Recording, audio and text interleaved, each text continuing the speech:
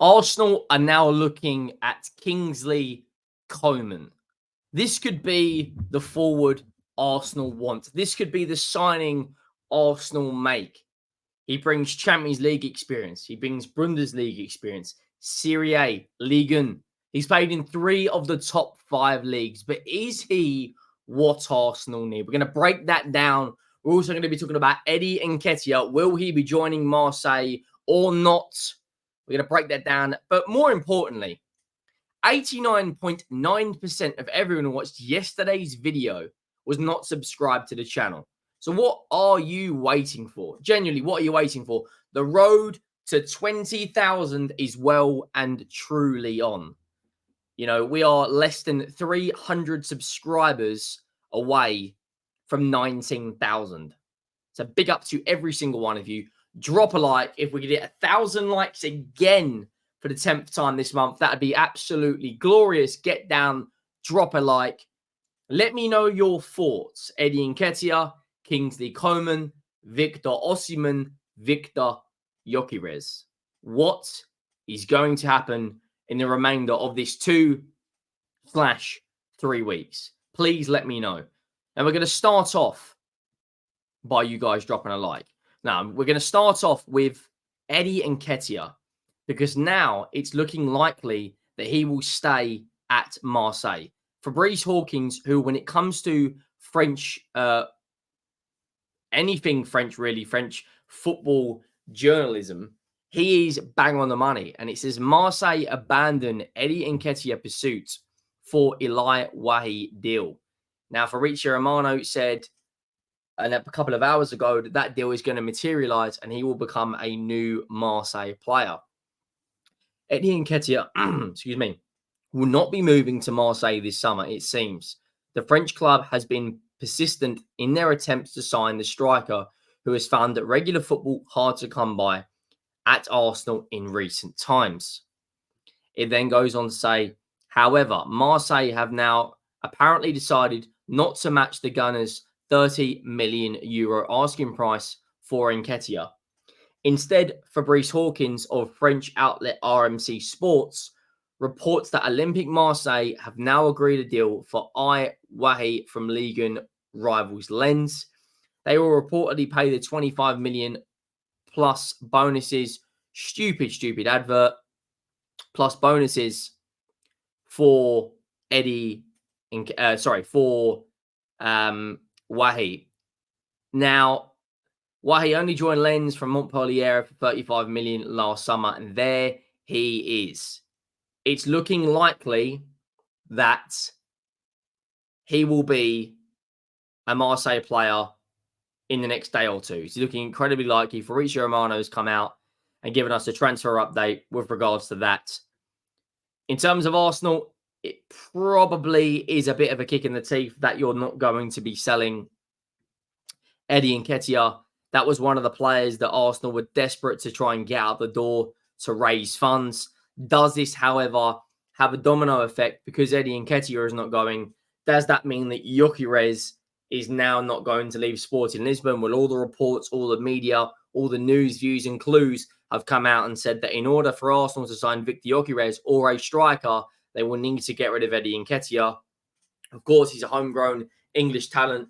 So if they were to sell him, that would go against your FFP and it would be 100% profit of him leaving Arsenal because, of course, he come through their academy. It's going to be very, very, very interesting to see what happens. Then, of course, just to show you how reliable Fabrice Hawkins is, Romano has mentioned him in his tweet and said Olympique Marseille are closing in on Wahi deal.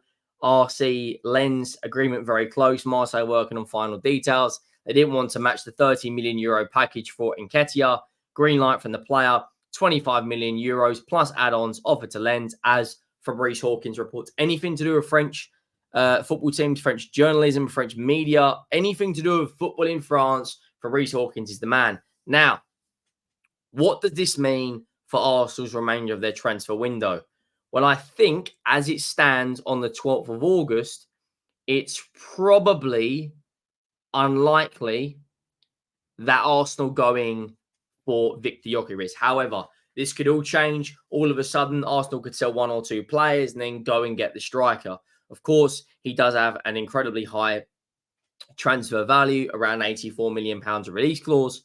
So then it kind of alludes to the fact that what's going to happen with regards to Victor Osimhen. Now, Victor Osimhen is wanted by Chelsea. Napoli want Lukaku. Lukaku wants to reignite with Antonio Conte.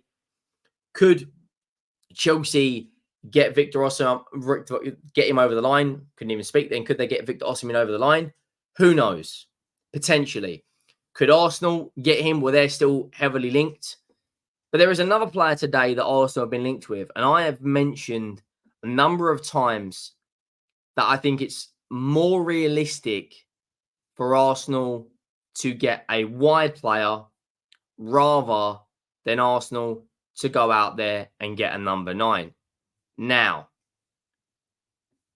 this is an interesting one because Arsenal have been linked to Leroy Sané and they have been linked to this player right here, Kingsley Coman. Now, according to the Standard, who are normally very reliable when it comes to transfer news, views, and clues, they have said Arsenal plot move for Kingsley Coman. Arsenal have been linked to a move for the new forward all summer and could yet return their attentions to one of the most trophy-laden in the game.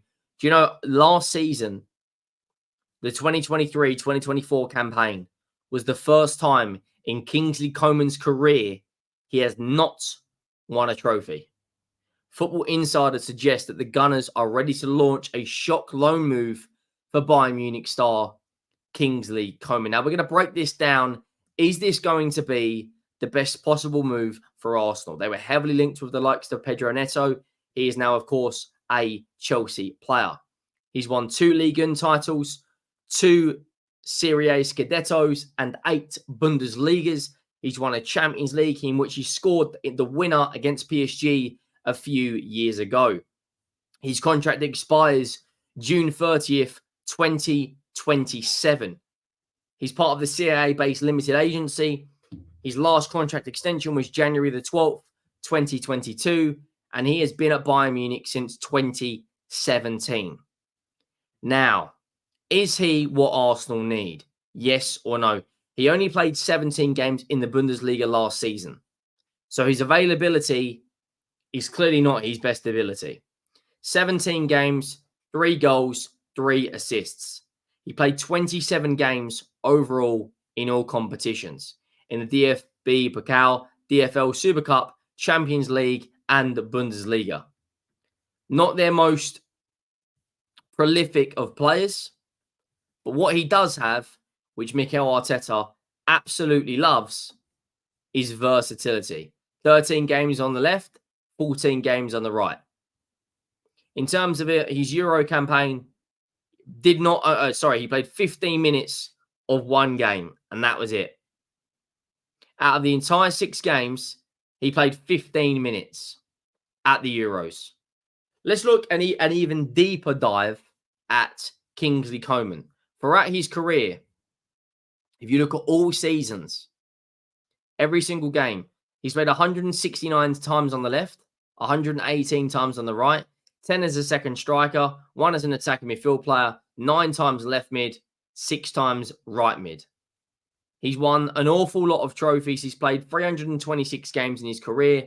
He's got 65 goals and 68 assists. So over 130 goal contributions in 326 games.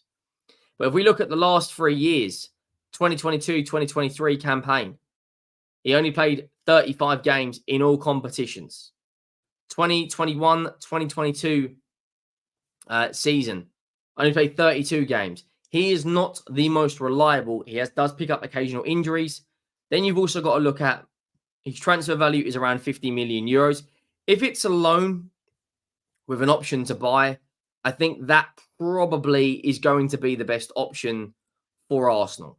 He played 1 game in the Euros for Bayern.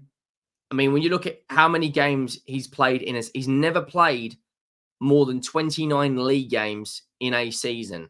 Now, of course, Arsenal do have a lot of great attacking options. Bukayo Saka, Havertz, Martinelli, etc.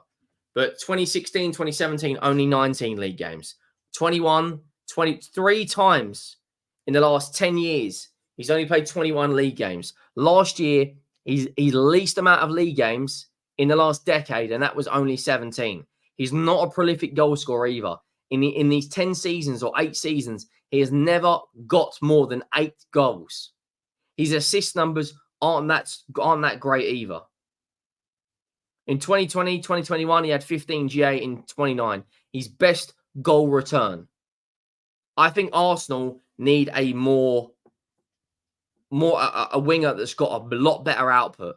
Leroy Sané for me is a lot more of an exciting player.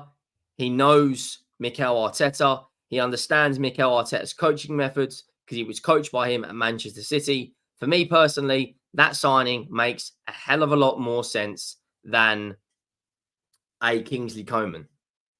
Then you've also got to look at their wages. Kingsley Coman and Leroy Sané are on a lot, and I mean a lot of money at these clubs.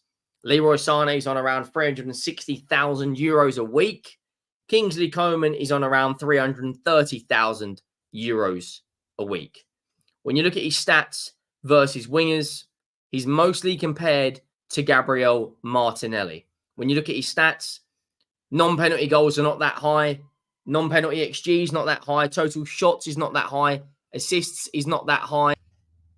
And you look at his overall stats in terms of per 90. This is, of course, against midfielders and the wingers. His playmaking stats are very, very good. Progressive passes received, top 1%. Touch in the attacking penalty area, top 1%. Progressive carries, top 4%. And if you look on the right-hand side, the players that he's compared to, you got Gabriel Martinelli. Now, I think this is going to be a huge, huge season for Gabriel Martinelli. In fact, I think it's going to be one of the biggest seasons of his career because in the last 3 seasons, he's had one extremely good where he got 15 goals and over 20 goal contributions. The other 2, he didn't look as clinical in front of goal. Now, I think Arsenal, there's another player they've been linked to, and we're going to get through the ins and outs of their front line next season. But the player, look, Leroy Sané is also on that list. Kvarat Kvaratskhelia, Jack Grealish, Florian Wirtz, Chris Fuellkrug, who Tottenham are heavily linked to, Rafa Leao. There's a lot of players on there that Arsenal have already been linked with. Now, I personally think they need a more prolific player than a Kingsley Coman. Just my humble opinion. I think there is better players out there that, for me personally, offer Arsenal a different sort of attacking threat that they currently don't have. And one player that we've spoken about is João Pedro. Whether that's going to be realistic or not, we'll have to wait and see. Now, to be honest, that's probably not the most reliable of players. But there's another player that's being heavily linked, and that is from Brighton as well. I believe it's an exciting start at Brighton. I think one because I believe he's from the Ivory Coast, has a lot of the attributes that Arteta likes. Young, quick, can take players on, can play on the right, can play on the left. He's versatile. He's relatively cheap at around valued at around 30 million euros. Once again, does his output in a Brighton shirt, to be fair, his output is not actually that high. Now, he had a season where he played in Union St. Gallis in Belgium. He played, I believe is that Neuseeland? Is that Norway? And then he had a great season at Brighton last year where he got 40 games, 10 GA. Now, the reason why I reckon he's been, plus he's got Europa League and some Champions League qualification experience. He's got 7 GA in 31. He would be a lot more of a direct. kind of inside forward player on the right-hand side, kind of like Gabriel Martinelli. Now, what's going to be very, very interesting is does he give? I think he'd be a very good backup to the likes of Bukayo Saka. I think Arsenal can afford to take the risk on him because of his price is relatively cheap. He has 2 years left on his contract at Brighton. His contract expires, I believe, 2026. He's can play both on the right, on the left. And I think Arsenal could probably get him for around £35 million. I don't really see many downsides. Um, he's very pacey, very tricky winger. Would give Bukayo Saka, next. I think Arsenal fans at times need to get used to seeing Bukayo Saka on the bench. Otherwise, I think he may burn out. I don't think there's, in terms of the way they play, too many differences. In terms of their output, by all means, you know, there's a difference in their output, but I think they need another player like this just to get them over the line. But is there much of a difference between a Gabriel Jesus and a Simon Ndingra? Probably not. So is this the right signing? Or do Arsenal go out, break the bank, and get that number 9 over the line? Victor Osimhen being heavily linked to a move to Chelsea and Arsenal right now. We'll have to wait and see what's going to happen with regards to him. Is he going to be an Arsenal player? Is he going to be a Chelsea player? Who knows? Let me know your thoughts down below. Make sure you drop a like. Make sure you hit that subscribe button. And I'll see you all soon. Thank you for watching.